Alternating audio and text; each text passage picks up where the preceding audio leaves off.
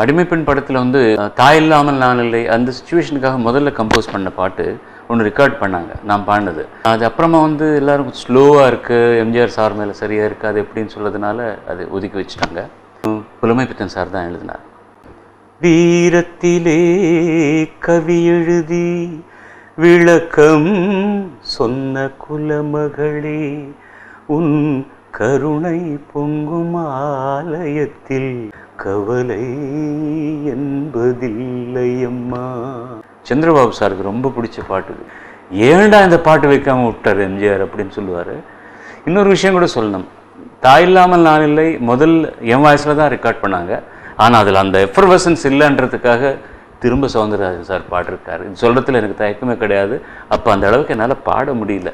ஆனால் 2 பாட்டுமே இல்லாதது அந்த குறை தீர்க்கிறதுக்காக 1000 நிலவே ஒன்று போதாதா, அது இருந்தது போதும். Thank you very much.